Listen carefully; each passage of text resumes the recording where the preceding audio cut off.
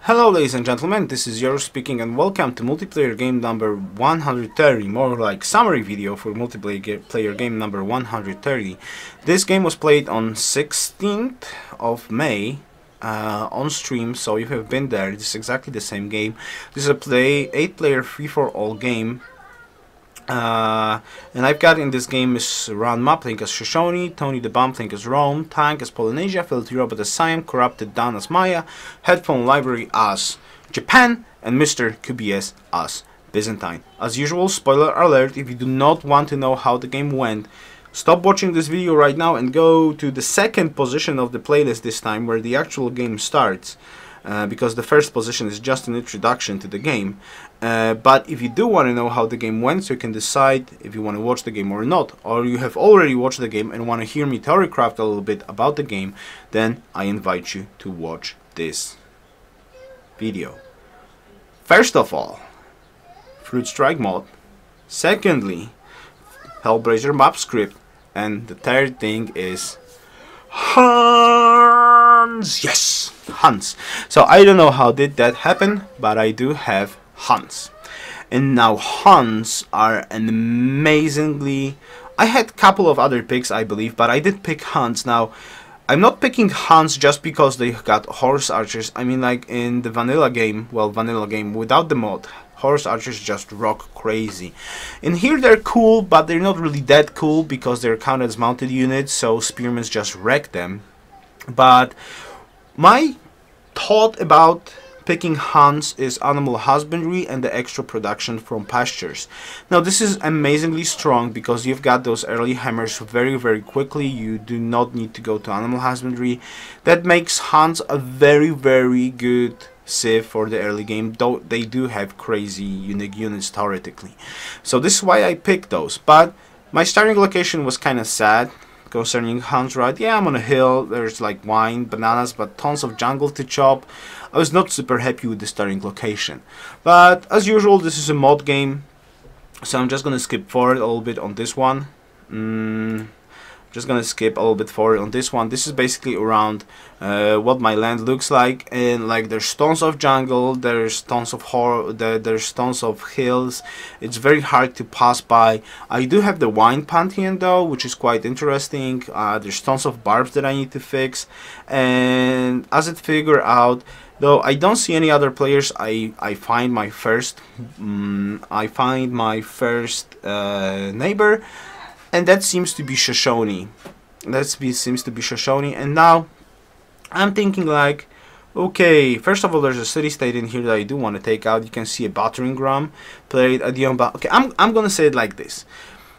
This game, the start, is nothing that I would call a eco-focused start. My general idea about it is here to claim the land, get as many cities as possible, get some troops to apply pressure to Shoshone, or maybe even take Shoshone out, get some city-states that are accessible with battering rams, and then figure out what next. This is like the plan for the game right now. And I've got tons of bar problems, I've got too little units at the start, I don't really have like the happiness to plant a lot of cities, worker problems and all of that. I would say that the early game seems tremendously slow and kind of chaotic in this game, I would have to admit. So it feels strange at best. But also because of the position and sort of isolated position, I would say, and seems like Tony knew where I am, but he decided not to bug me a little bit too much. Tank also knew where I am, but he was also not having an intent to bug me. Same goes for Maya. So I kind of get away with that early game chaos basically, and I started to wage war against Mr. Shoshone played as I misran my I did this time. So here we are, like turn 70. You can already see all the map. What's the situation about the map? So first I'm gonna talk about the situation on the map right now, and then I will talk about the situation at my empire. Now, first of all, you can see isolated Rome in here. Now, Tony was very reluctant to plant any more cities right now towards me. which worked kind of best in his interest, I guess. He was kind of neighbored with tank, with Polynesian here, but not really that much. So he decided not to plant any cities towards me, which was cool because I didn't really have to worry about him. Though after the game he actually said that he could have killed me at any given moment. Yeah, probably, but he did not. And maybe I could defend. I don't know. You can see I've got a lot of army in here trying to poke at Shoshone. Now, Tank also was Tank was actually in a very good shape. He did that Pantheon. Well, he get a culture ruin. He get +2 hammer per city Pantheon. He had a very strong religion, Stonehenge, and he was rocking demographics basically. Now there's Shoshone in here. Ranma playing as tradition with Great Wall though, with Great Wall and building up a little bit of defenses, but tradition at the end and very little hammer. So I was quite confident I will take her out eventually on a date. So no problems here. Now Japan in here with only Shoshone as a neighbor, so he could echo up quite easily in there, no problems, though supposedly with quite a bad land in there. Now there's Maya in here, and I want to talk about Maya in the events that's gonna happen a little bit soon.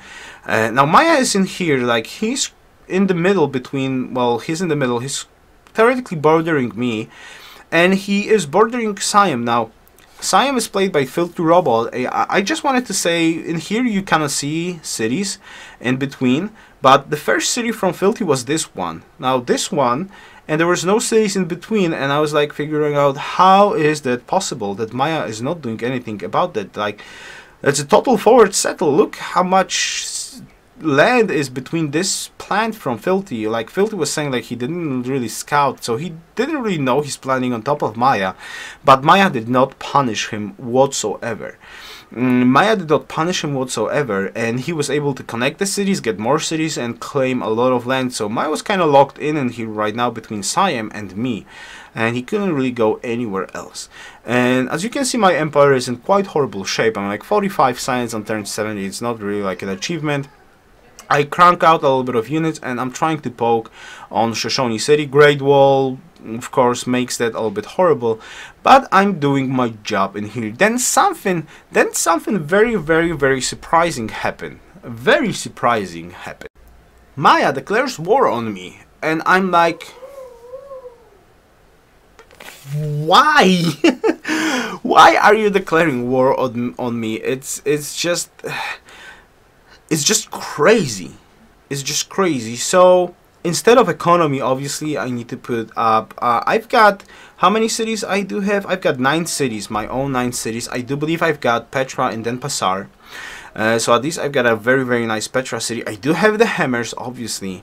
I do have Tank's religion, so there's gonna be a little bit of happiness. But overall, my empire is not in a really good shape. I don't really want to go to war against another player. And from this moment, basically, I'm locked in war between Shoshone, Great Wall Shoshone, and Maya. Now you could ask, like, no props, Yoruus, you can do it. Yeah, I can probably do it, but I'm gonna show you basically the problem that I stumble upon on the Shoshone front. I think this is a cool screenshot, especially this face that says it all. The dude is like, no, I won't just let me kill people as I wish. So Dan decided not to let me kill people as I wish, and I was stuck. I was literally stuck. I couldn't get Ranma's capital because I needed troops in the north. I actually had a little bit of trouble in the north trying to figure out that stuff. So sadly for Ranma, because she wanted to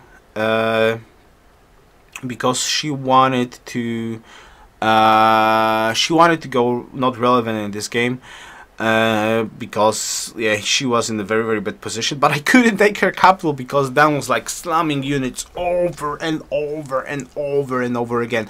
So I couldn't really invest too many troops into trying to get Ranma's capital. And as I said, horse archery was just to die. Tradition 21 combat strength city was like killing stuff over and over and over again. So not only I was fighting on two fronts all the time, losing units left and right, so I really couldn't take Ranma's capital. I couldn't. And the other front with Dan, well, there was several, like, he was attacking, he was moving back, he was attacking, he was moving back. For example, this situation looks quite horrible, right? I think I lost Fry for a second. I lost Fry for a second because, you know, like pikemen's, right? My army composes mostly of horse archers. And like horse archers, really? Like horse archers are horrible against pikemen. Those pikemen were just like, die horse archer. Oh, you're shooting at me with crossbows? No, no! That doesn't do any damage to me, right? So those horse archers were quite useless against pikemen. And he was like, he attacked first, I defended, so he went back a little bit, then he attacked again, he went back, now he comes with pikes. Surprisingly, I actually defended this situation. Let's move a little bit forward. I believe I did defend this. Yeah, as you see, Fry is almost dead, but I've got my crossbows in common. So I'm starting to get this situation under control, though it seems a little bit strange. I got this situation actually under control, and I push him back, right? There we go. I push him back. Ranma is trying to get my back his city. So this situation is stabilized, right? I lost power, I retook it, but he backed off again. And now he tries to go on a different front, right? And I'm gonna try to skip there and see like a Citadel War. Come on, Citadel War. There we go. So now he's trying to attack on the different side. And I'm still locked at war with Ranma. So it's like, it was very, very tiresome because I had to fight on two fronts over and over and over again. I'm locked in a very, very horrible war. I'm locked in a very, very horrible war. Now, I just wanted to say what's going on around the place. Basically, Filthy and QPS are locked in war also because there's a cool chat about Filthy Robot, I think, later on in the game, when he says it's something about a psychological term where he attacked QBS because he thought that QBS gonna rush him with crossbows. And it's like he was saying like he only did that because in psychology there's like some sort of a term that you expect somebody to do to you the same that you would do to him. So because Filthy is sometimes rushing with crossbows, he expected that because QBS is having gold and stuff that he's gonna rush Filthy with crossbows.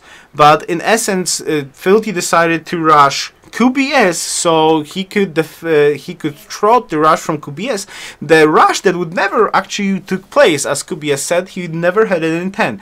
But because Filthy declared war, they started to war each other, and they were locked in war for a very, very long time. Very, very long time. I was locked in the war between Shoshone and Mr. Dan, so we were fighting over and over and over and over again. And in the meantime, Headphone had peace all the game long, Tank had peace all game long, and Mr. Tony had peace all game long. And I know, hey, and I know that at this particular turn, you can have a lot of science with the mod. You can have a lot of science in the mod. And I'm rocking at 140 science right now, so the situation is not really that great. But we eventually make some progress. Finally, I'm making some progress. Now, I took Wei Dan, finally, at around turn 131. 32 maybe. I finally took his capital. Then I'm going to take Chichen. I'm going to have huge happiness problems.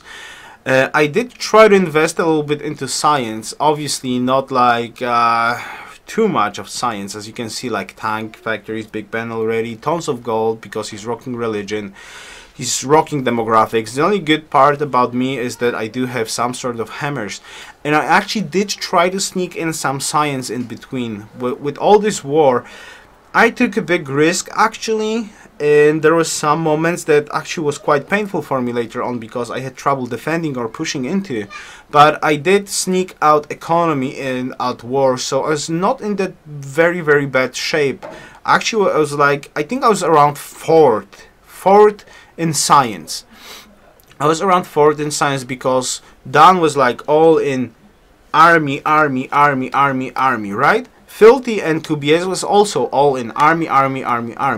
Now the peace guys, Tony, Tank and Headphone obviously had economy, but I tried to do somewhat all around 50-50. I was trying to sneak in a little bit economy where I could, and at the same time build up army. So the war took a lot of time when I finally took Dan out, but I did, and I took Dan out. Tank in the meantime took Shoshone's capital, and Filthy and Kubius was still locked in war. So GG Dan, GG Ranma basically.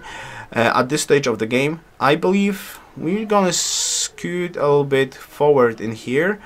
This is the next stop that I was trying to achieve right now. As you've seen, I went for artillery crossbows, and I decided like, okay, I need to do something against Tank.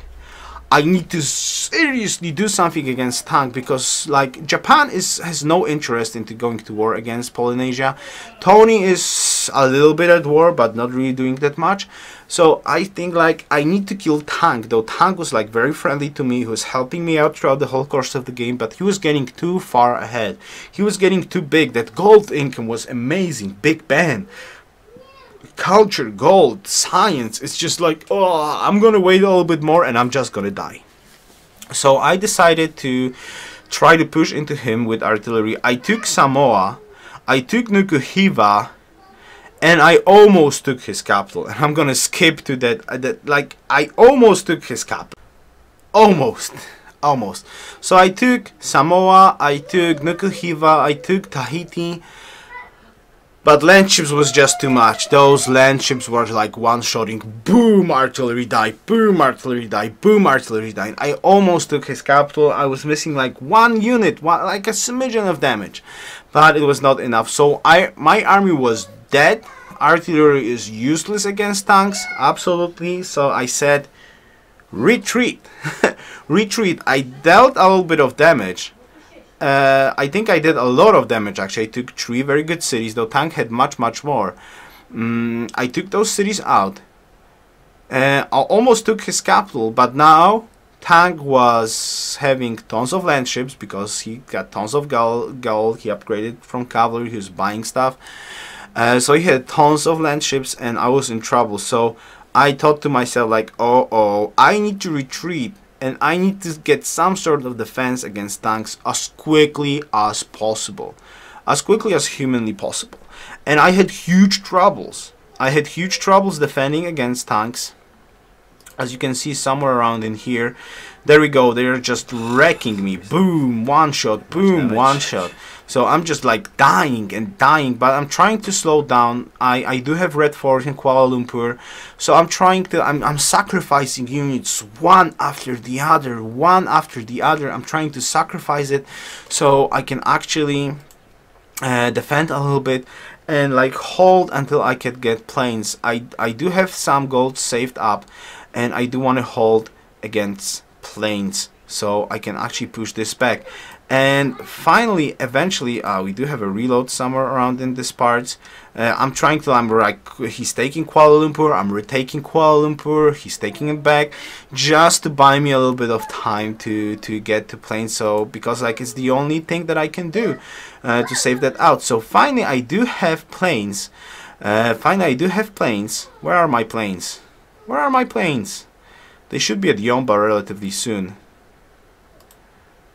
There we go. So finally I've got planes, and with planes promoted with armor against armor units, actually I finally am able to push those darn land ships back, and Tang has not too many options.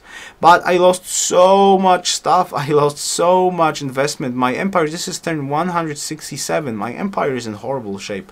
527 science. So I'm gonna get the land ships eventually. I got the planes so I can defend against anything at this moment right now.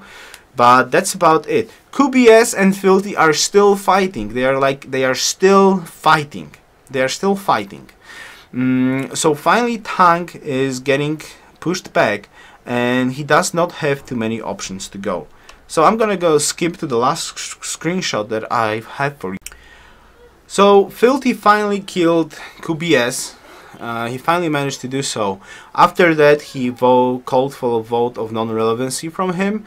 And Tank was also, well, after QBS left, he was our host. We kind of lost the host, and the game got very much, pretty much destroyed, and we have trouble reloading, loading, reloading.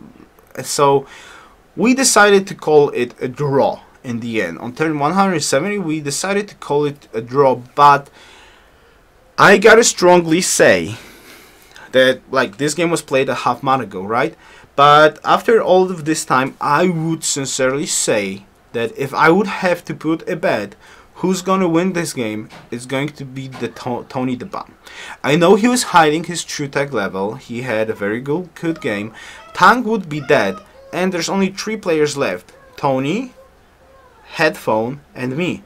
And now there's a geopolitical problem in here right now, as you can see on the map, because I am between Tony and Headphone. Now Headphone at the moment is leading with hammers right now, and he is ahead of tech from me.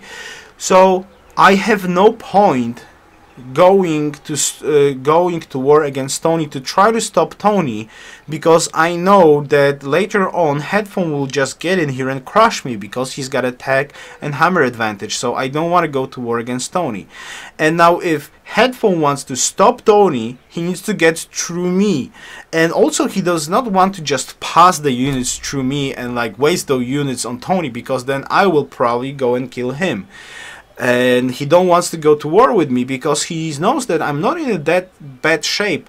I will put up a fight for at least 10, 15, maybe 20 turns. And I think this is more than enough time to actually Tony to reach space or reach like the text that he would be unstoppable most probably. That's of course an assumption, and we'll never know that because we did call a draw on this game since the problems with reloads and the lack of host at the end. But I do believe that if I would have a choice to bet on somebody on this game, I would say that Tony has the best chance to win this game at this geopolitical situation, as it turned out. Now, I gotta say that this game was very demanding and very exhausting, because I was at constant war, like basically throughout the whole course of the game. This is why this game is so long. But it was like war. I'm kind of amazed that I managed to fight on 2 fronts and all of that stuff. But so there was like total war all game long. It was fun. I gotta say, like, Shoshone War was maybe not that cool and interesting. War Against Dawn was a little bit more interesting because it was like forward, back, forward, back, forward, back. And like War with Tank was quite fun as well, because first I crush him with artillery and cavalry. Then at the last moment, because of my reluctance to use great generals and like push a little bit more decisively, he just had enough time not to lose his capital and upgrade to land ships. Then he pushed me back because land ships just slaughter artillery and cavalry. And when he pushes me back, I try to like desperately defend until I can get something against land ships. So I finally get something against land ships and I push him back.